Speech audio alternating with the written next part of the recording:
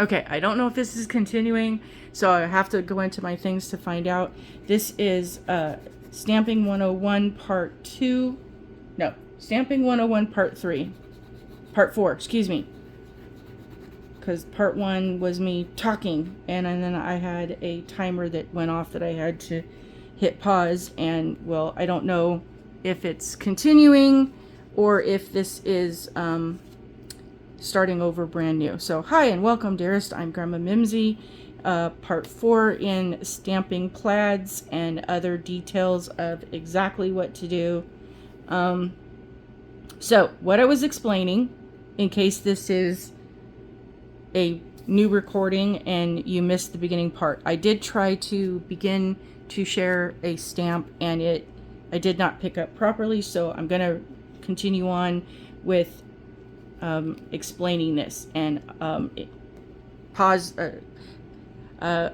Please forgive the explanation if this is a continuation or if this is a new stamping. So you're going to use these two blocks here at the top and here on the side. These are your guides. The negative space is going to appear on your nail at the top, and if you don't want it to be negative space, move down to these two blocks and you're going to use this part of the stamp if your nail is long enough. If your nails are longer, I will do a separate video to explain how to do that, because I just want to get the basics down. So you're using your blocks as guides, and we're going to stamp and show you how to do that on these tester ones. There's my polish. And use a little more than you think you need to, because with all plates and most all polishes, you need more than you think you do, unless specified by the manufacturer. And the one I can think of that applies to at the moment is She Modern. Less is more, and their sticky stamping polish is very sticky. I mean, very, very sticky. So hopefully we did the same thing. Don't talk. Okay, so I'm going to be quiet because the distracting of the conversation of explaining things is slowing me down. And y'all want to see stuff. You don't want to... You're not here to... You're here for the life advice. Some of you like it. Some of you, I don't know if you hate it. If you hate it, let me know and I'll try and minimize it. If you... I know some people like it and have commented. But if you want me to tone it down, let me know. If you want more, let me know. But I'll be quiet right now so I can get this picked up.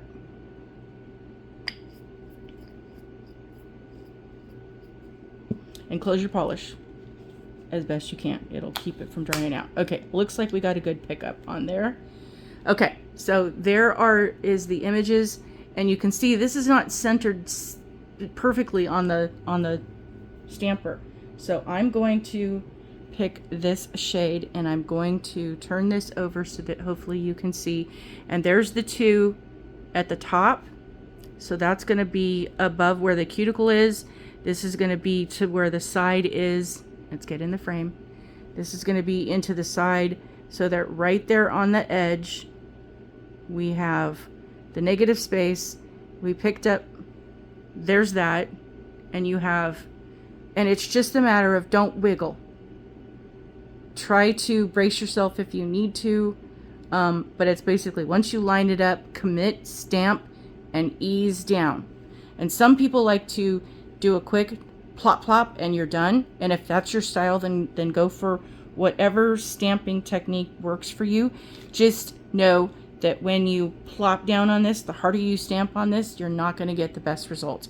It needs to be a light plop or an easy roll in whatever direction that you're going. Hulk smash is not the plan here. So we now have that image. Now I'm going to show you the differences here. I'm going to use the same plate, same image on this plate. I'm going to use the same swatch, but I'm going to pick a different shade. So let's go with the dark one. And again, color theory is going to be what you're doing. You're using plaid. So I will explain more in color theory what the colors matter and mean. And if you understand, then you're good to go off to the races. If you don't, then that is going to be another level or layer that is going to help you understand how to make this work. Did we get? We did get. Okay, so now what we're going to do is take that negative space, because we don't want that empty square to be part of our thing. So we're going to move down one. So here's the third one. We're lining it up. And this is what makes it off center. You've lined up lower, so now you have the boxes are in a different place. And that adds to the optical illusion. So how am I stamping? What do I stamp? That's another video. Why do I stamp? That's another video that I will share. At this point, you are lining up the edges and you're rolling down, or you're doing a very light plop. And the problem is, I think, where most people have the issues of any image stamping and why they can't line it up, is look through what you have. Lighting, your actual lighting helps. If you can see the images and you need something to magnify, get you those little glasses you can get at the drugstore for $1. Get you something you can wear on your head. I have a video that shows a lamp headset that you put on like glasses, but it's a larger contraption that has plates that you move in and out that are the magnifying. They're not plates, they're plastic, but you move those in and out because it came with 5 different degrees of magnification. So you put that where that is, and I do have that video, and if you need me to link that into this video, let me know and I will add that to the description box part for you. It's available. I got it off Amazon. It was less than $20 with discounts, and for whatever reason, it has a little lamp that you can turn on. It's USB chargeable, so you don't have to keep worrying about batteries and things. But whatever works for you in the magnification and the illumination of this, being able to see what you're working on in such a very tiny place makes a huge difference. Even if you're not old and don't need things to, because I don't wear glasses, but for this and some of my other projects, you need to be that, deep dive in where you can really see what you're doing in these tiny things.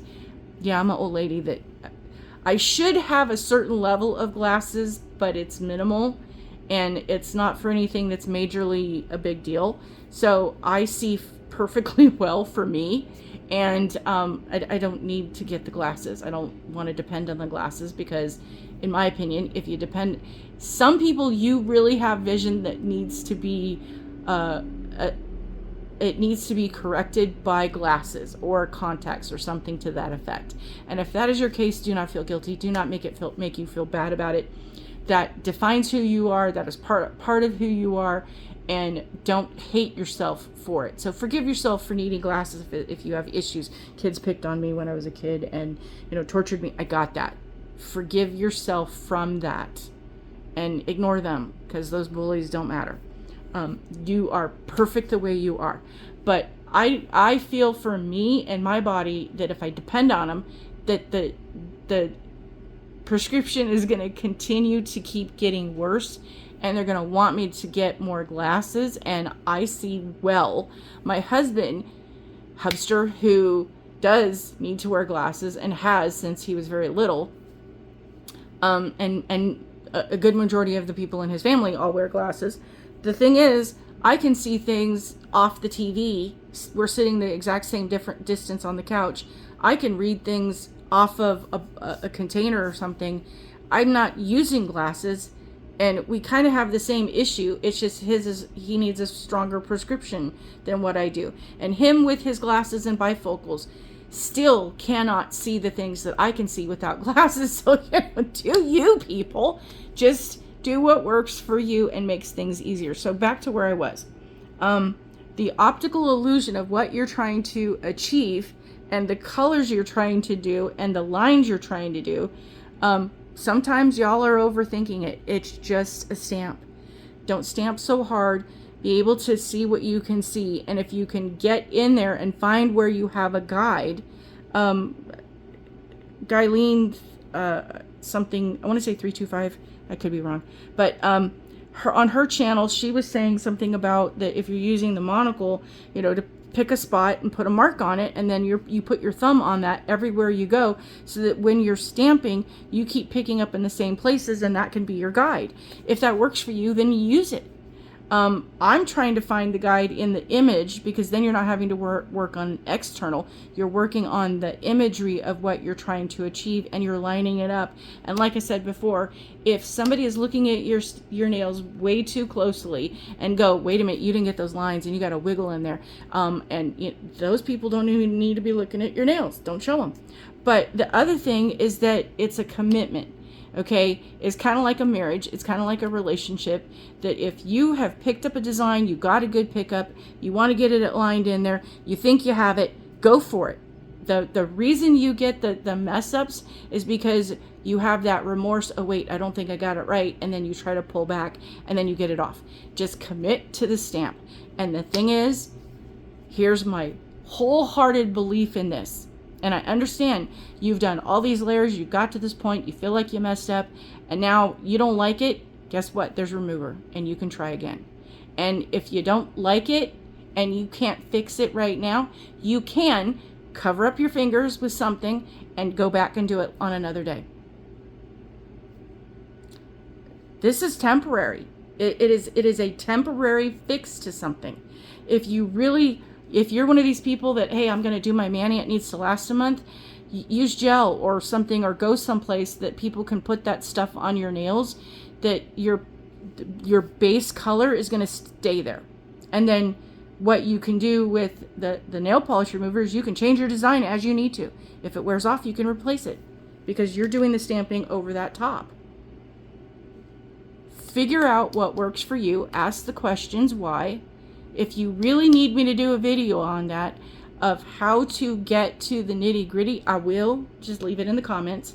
There are ways that, being I'm a mom, a grandmother, a life coach, all of my skills from all of my jobs, from all of my training, from all of my learning, all my seminars, everything comes together, and I can teach you how to fix what you need to fix by asking questions. And I can give you the questions and help you to decide these things. Because I know there are people out there that need to be given the exact details because they can't decide. But you can. It's just the way you were in circumstances, or the people around you that put you in a position with your personality type. And I am an introvert, believe it or not. I do not like going up on stage. I do not like being in the spotlight. I do not like people and lots of attention. I live in Vegas. I'm pretty funny, and I've been saying for years that if I could get up on a stage, I'd have my own residency. There's that. But it's one of the things I'm working on. And I didn't have the opportunity to work on this because I had to take care of responsibilities. I had to take care of family. I had to take care of other things that were not necessarily my things to be responsible for, but I still had to take care of them. And I did that. I stepped up. I did the right thing for the right reasons because I could. And I don't feel any guilt or remorse about that. But I didn't get to work on me and all the things that were affecting me from my core family, and then the relationships that I had with other adults going forward. Those are done, and I don't have those responsibilities anymore. And a lot of the fallout from all of that is still affecting my life. And yay, I'm working on all those projects. I'm working on all those emotions and feelings and thoughts and getting them done, because I don't want that holding me back. Who would have thought, and if you would have said to me I would have a YouTube channel 5 years ago, or prior to 2017, I would have told you were a nut. There's no way. I don't do karaoke because I can't sing in front of people. There you go. I can sing as a group. I was in choir. I was in all kinds of other, both church and high school, and did other things. But as a group, I'm standing in the back row. I'm kind of shielded from a lot of the spotlight, which is on other people. I can do that. There you go.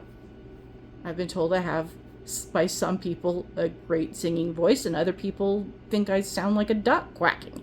Again, it's a matter of perspective. You know what? I know I can sing for me. I'm good enough for the shower, But for the outside world, not ready. The fact, though, that I have a channel is because I've been able to do all this work on me and repair all the things I did on the inside, which is reflecting on the outside. So I am an introvert. I got documentation proving it. But at the same time, I have people skills that allow me to be able to interact with people differently.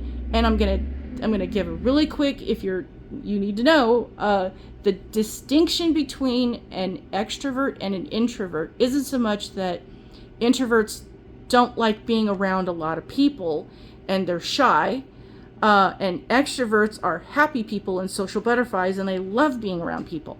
The more of the distinction of what this is that extroverts thrive on the energy and the chaos and the people and all the things going on that fuels them and lifts them up. That when they're alone, they're lost and confused and they don't know what to do because there's not that external energy and input and inspiration for them to do what they do.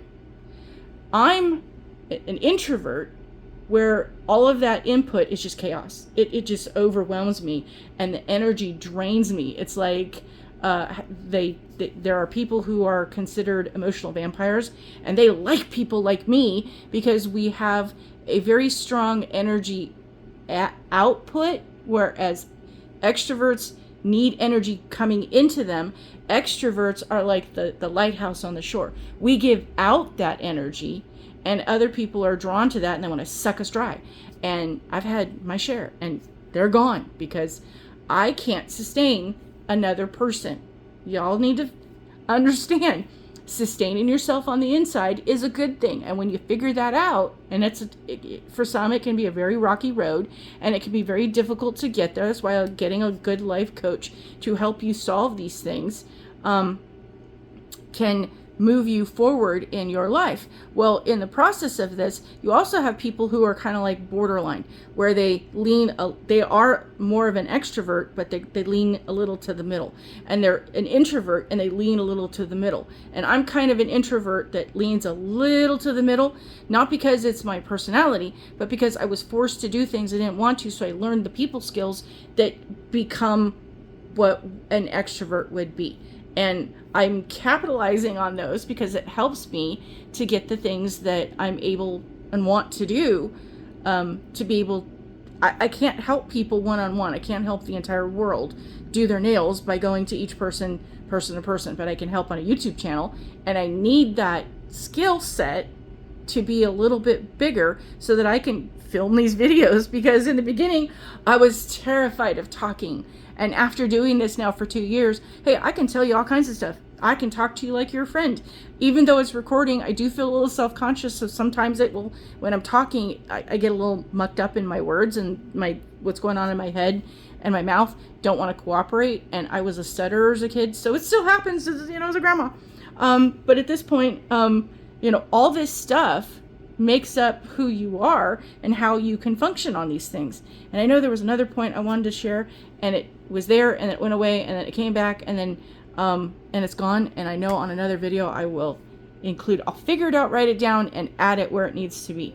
But how you're doing your nails is an expression of you. So explore. Give yourself the opportunity to practice, get you palettes, get you swatch things. You can get them all over the place. Maniology sells them on multiple versions. You can buy them all over the big smile place that is another evil empire. All of the discount stores. You can find them everywhere. And if you really need to, go get popsicle sticks from the hardware store or a dollar location out there. There's many companies of brands of things that you can, but get creative, because people are like, oh, I don't have any artistic skill. Yeah, you do. You've just been closed off. Everybody has the ability to express art from the inside. Go to the hardware store and talk to people about in the paint section. Oh yeah, I'm working on an art project and I'm trying to find the paint and I really don't know what I'm doing. Kind of start me out here. Where do I begin? And you go look at the whites and you look at how you have, 50 shades of white, and they're all slightly different, and they're still a white, but they're not the exact same. So go get you some swatch sticks. Go get you the little paint stir things, that the long boards, they sell them like in a bulk thing for, I don't know, $5-10 or something. Hey, inflation prices could be more than that. But go get you those long sticks and get you some paint primer for, the stick, for the wood. And then you can sit there and explore with your nail polishes, so you're not doing things on wood. Buy you the cheap, right now everybody's doing the Black Friday and the Cyber Monday, and there'll be there will be a warehouse sale, because Maniology usually does it to clear things out that they need to get rid of. There'll be buy so much and you get free gifts. There'll be a Christmas special. There'll be an end of the year special, because this is what businesses do in the last quarter. They want to get everything out and sold as much as they can before the end of the year, because that's when it's tax related. But anyway, go off and get you something that, and somebody suggested me to get tiles. I have yet to get to the hardware store. I have way too many projects, and there are too many things that I've wanted to do when I was out and about to be able to go check that out, because I don't have a hardware store close by. But go get you tiles, like what you would put in your kitchen or your bathroom. Find something that is the black and the white, that have basic colors, or that you can paint over and have a basic color. But get you something that you can sit there and explore with, what you have.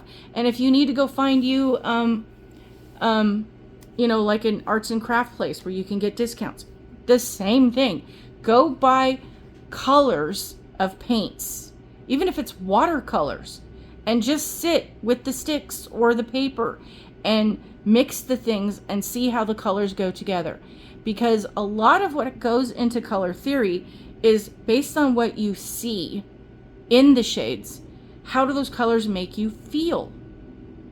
Find the colors that make you feel empowered. Find the colors that make you feel the way you want to feel. Go to the various makeup places that will do a consultation, and they'll apply the color to your face, whether you wear makeup or not. Go to those places where you can have them test wear colors. There's these bars that are hair, where they go in and test out your scalp and wash your hair, and they massage and do all kinds of things, and they use this microscope thingy to look at the follicles of your scalp and your hair and tell you what condition it is and what you need to use and all that neat stuff. Go explore those beauty places that will help you figure out what your outside and your inside are reflecting back and forth. And if you go check out those things and find out, are you a cool tone? Are you a warm tone? Are you somewhere in between? Helping you figure those things out will help you understand what color theory is then going to do to you when you're trying to apply things on your nails. Because the thing is, you could get the exact polish. Maniology does a video or a card or a suggestion of something. You go get those exact shades and you do it on you and go, I hate this. I've spent all that money and now I hate it. Well, figure out do you need me to be your life coach? I will. But figure out what makes you happy, and don't worry about what anybody else thinks. That's my best life coach advice. You make you happy, and as long as it's ethically, morally, responsibly, in all those things, because I'm not going to go tell you to do something that you shouldn't be doing. If it's against the law, nope, not going to suggest it. And you shouldn't do it. If it's going to harm you or somebody else, nope, don't. Stop. Leave it alone. If it's going to put you in a financial situation where you won't be stable and be able to, have the basics that you need to do, stop. Don't do it. Figure out another plan. But outside of you harming yourself or others, outside of you doing something immorally wrong, illegally wrong,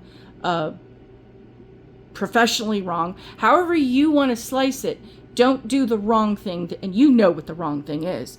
Do what's right and make yourself happy. And if you're holding on to so much stuff from the past, you can't be happy now. Or if you're so worried about what's going to happen in the future, it's causing you anxiety.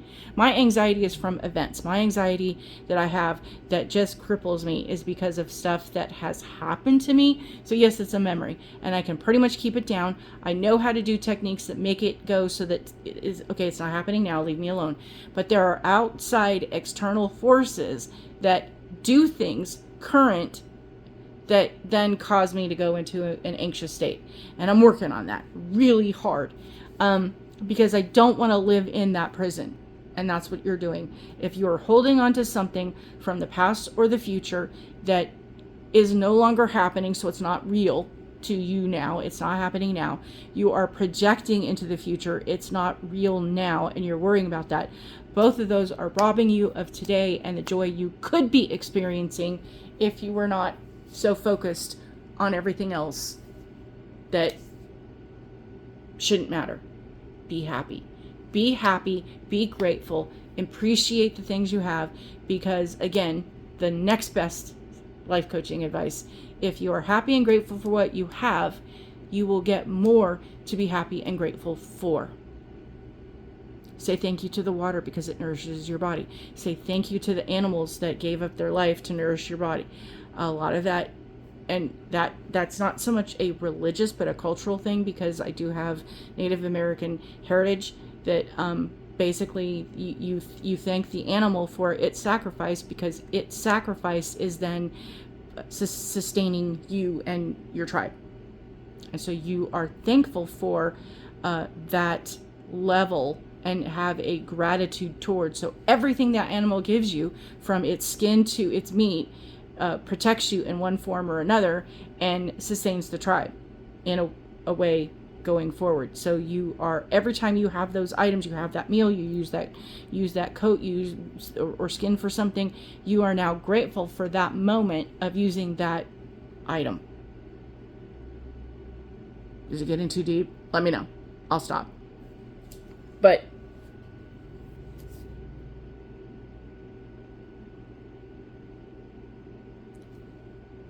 oh, and the mindset of this is too complicated, and I'm going to mess this up. I know I said that before.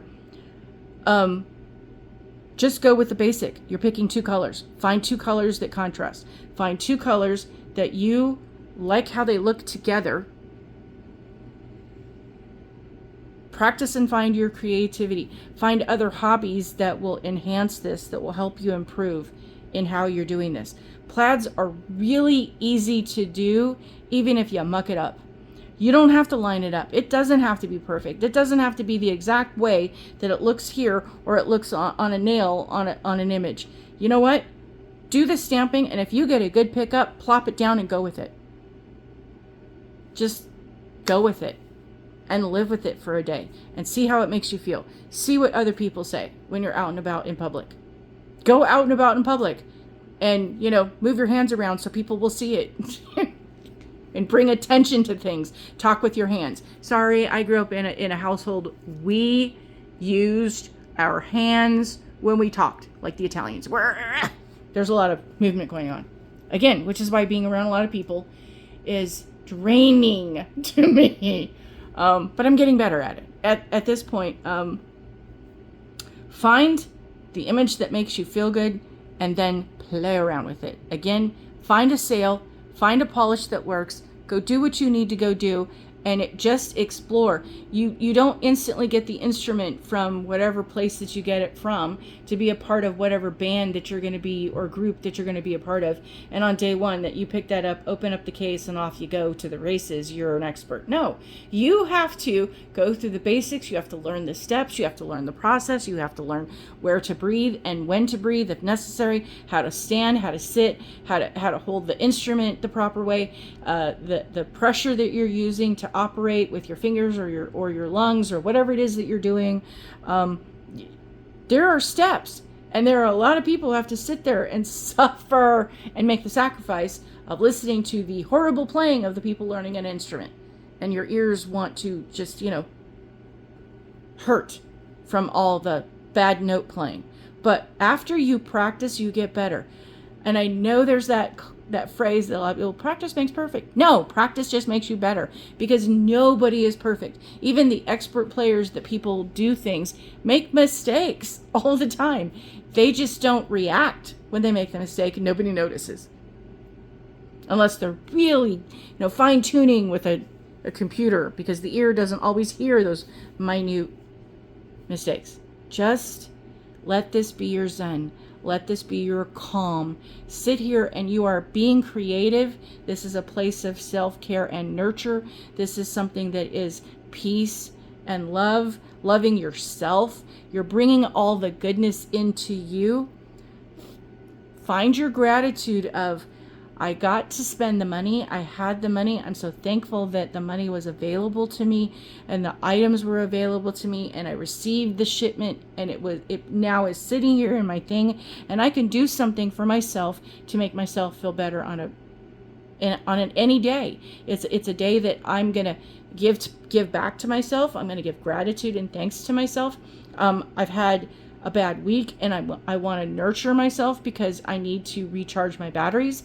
Find in with you all the things that this becomes something that is fulfilling a piece of your heart and soul.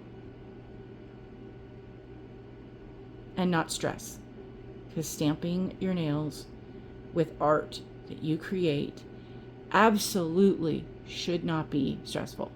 And one of the co-owners of Maniology, his name is Ren, he has YouTube and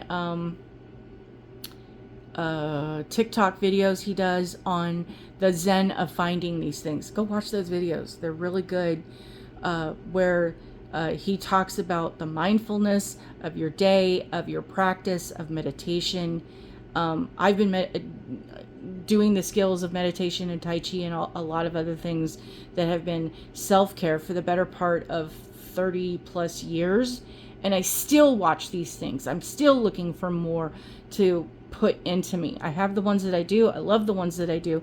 But I want more because it brings me to a place of peace. So I love watching his videos, even though I've seen it and heard it all before. I have the open mind of, because the most difficult sentence, the worst sentence that you can say is, I already know that.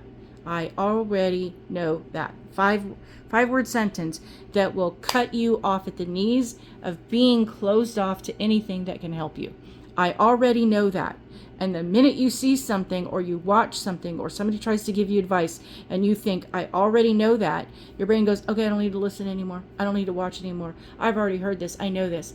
You never know what nugget of gem might be in the information where they give you something. Oh, here's a slight little variation. Here's a sentence that I didn't think about it that way. Oh my God. And you missed it.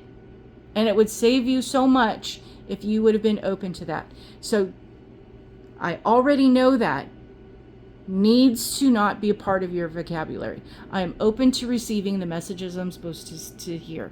And there was a book that, there's an individual that has a questionable history that wrote a bunch of things that became more things that became a huge big thing and a huge following. And from the teachings that this person did, there was a story that was told.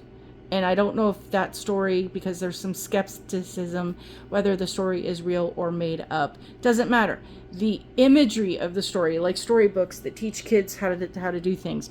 But this story was then made into its own book, and it talks about 3 feet from gold, where there was a story of 2 miners back during the gold rush days that had a plot that they were working, and they did get some gold out, but they didn't get enough out that was going to sustain them. So after I want to say a questionable amount of time, they borrowed all this money from all these people that they really didn't feel like they were going to be able to pay back. One of them decided to leave, and so the other one bought them out, and then the guy that stayed, he was continuing, and again, he was getting little bits, but not enough to keep going. So he tried for a little while longer, and then at one point he threw in the towel and sold all of his equipment to someone who then went, let me go get a geologist. And yeah, they had them back in the day. So they had someone come out and scope out the land, and they discovered that where the last guy had given up, if he had just continued 3 more feet, digging 3 more feet, and I don't know if it was down, left, or right, or whatever the deal is, but basically, if he had exceeded that 3-foot threshold, he would have found a mother lode. Because then the guy that did buy him out did. Because the geology people said, dig here. 3 feet. 3 words, 3 sentences, 3 minutes, 3 hours. Sometimes you are just a minor way to striking the biggest payout of whatever it is that you're trying to do. Just don't give up. Keep the open mind is, I got this. Not I will get this. I got this. I can do this. And I keep saying it over and over again. The children's book, The Little Engine That Could. All of the doubts, all of the fears, all of the stuff that was saying, but I'm not as good, and I'm not equal to all these other engines because they're bigger, they're better, they're stronger, they're faster than I am. And then the little engine decided, after talking to wise other engines that said, you matter, the thought was, well, I think I can. I think I can. I think I can. I think I can. Became, I know I can. I did. I can. I can. I can. I can. I can. I can. And that is why I share these things at the end, to give you the inspiration to be you. Because mom, grandma, life coach, I can't help it. It's a part of my DNA. It's a part of who I am. I'm a tutor, a teacher, a trainer. I share these things. I'm a creator. I am not a nail tech. I do not know, and I've had training as a very young person on how to do my own nails, how the proper way to do nails, but I've never gone to school to do other people's nails. I'm not certified as a nail tech. I am a creative nail artist. I create nail art. I don't just paint my nails, but yeah, I paint on my nails in creative, artistic ways. And that's what this is about. This is the embracement of what, if you can find within you, will make you better, not perfect, better at doing all this stuff, that will make you feel better about yourself, that will encourage yourself to be the best human you could possibly be, and stand up for those who... I come from the place of, it happened to me and no one was there to protect me, so I will protect the underdog as best I can, because somebody needs to always be there. If you believe in a big book that a lot of people profess to claim to be, there are guidelines in there that says, you take care of the poor, you take care of the injured, you take care of the widowed or widowers, you take care of the children, you protect the village, the town, the community comes together, and you help each other out and lift each other up, because there's another phrase that says the tide lifts all boats. Be the lighthouse in your area, in your family, in your groups and congregations. Be that lighthouse that can help others to find you for what they need, and be the resource to the best of your ability with information, knowledge, encouragement, understanding, empathy. Be the best person for the other people who are disadvantaged, because, well, there was a reason given for all, they did research why there were so many drunk drivers that kept getting let go, and the juries wouldn't convict, because all of them were afraid of, there by the grace of God go I. At some point I drink, at some point I get behind the wheel, and it could be me that's the next person that's, in that chair that's trying to, to not get convicted for driving while drunk. We now know it's a bad thing. Don't do it, because it hurts other people. Take a cab, get a ride share, call a friend. It's illegal to sleep in your car in most places, but you know what? Crawl in and sleep in your car if you really have to. Walk. but it's also intoxicated to be in public. It's illegal to do that too. But find a way, have a friend drive you. Do what you need to do the right thing, and not just conform to there by the grace of God go I. Do what the right thing is, and we will have a better world. And I'm going to end it there. I know you are doing the best you can to be the best person, best human that you can possibly be. Grow within you to do what you need to do for the right things, for the right reasons, and not just because it's popular. Do not let those who are part of the Misery Loves Company Club, and I say this because I'm an ex-member, and sometimes I slide back